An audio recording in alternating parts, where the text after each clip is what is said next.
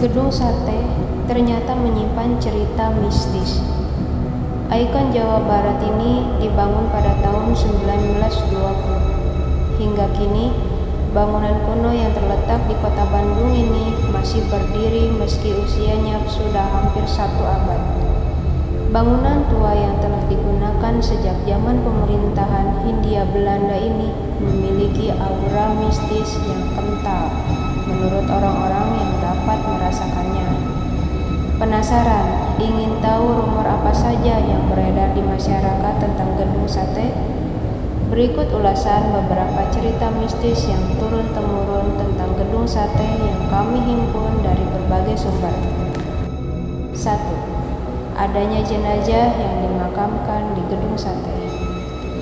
Jika Anda pernah mengunjungi Gedung Sate, Anda akan menemukan bahwa di bagian depan gedung terdapat tugu bertuliskan saat mempertahankan Gedung Sate dari serangan tentara Gurkha pada tanggal 3 Desember 1945, 7 orang pemuda gugur dan tewas terkubur di halaman ini oleh musuh.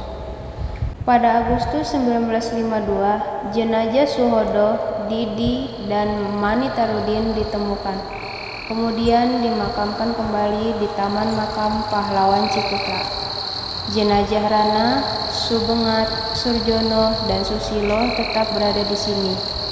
Bandung, 3 Agustus 1952. Masyarakat meyakini banyak jenazah yang telah dimakamkan di Gedung Sate, namun keberadaannya belum ditemukan.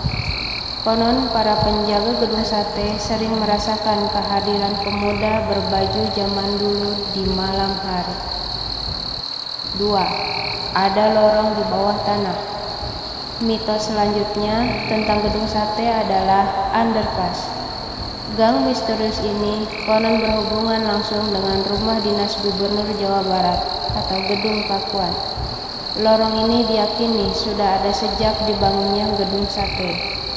Dikatakannya, terowongan tersebut digunakan sebagai tempat untuk menampung para napi yang ditinggal sendirian, yang akhirnya menyebabkan para napi tersebut meninggal secara tragis.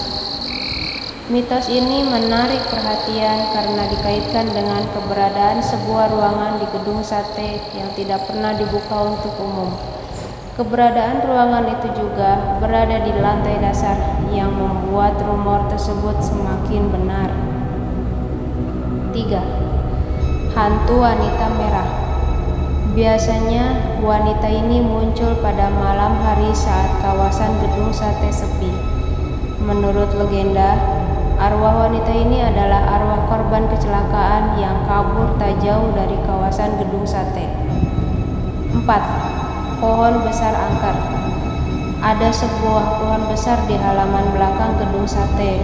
Orang percaya bahwa pohon ini angker karena menurut pengakuan beberapa pedagang yang berdagang di sekitar Gedung Sate, pohon tersebut dihuni oleh makhluk yang menguasai Gedung Sate.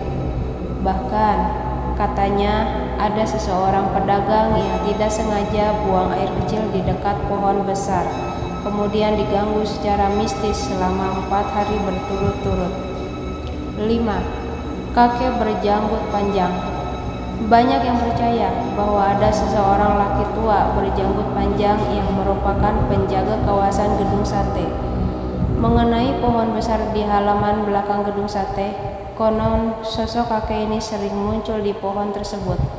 Menurut penjaga gedung, dia didatangi oleh seorang lelaki tua berjanggut dengan mata yang sangat tajam. Bukan hanya sekali, ia bahkan mengalaminya 2 kali. 6. Tentara jin. Biasanya pada malam hari, kepulan asap tebal dan lebar sering terlihat di sekitar kawasan Gedung Sate. Asap ini konon merupakan pasukan jin dan hanya orang-orang tertentu saja yang bisa melihatnya secara langsung. 7. Museum Pos Indonesia. Museum yang terletak di belakang Gedung Sate ini konon memiliki sejarah mistis, berupa ruang bawah tanah yang berisi banyak koleksi patung. Rumor mengatakan bahwa patung-patung itu akan hidup ketika malam tiba. Inilah kisah-kisah mistis yang diwariskan tentang gedung sate.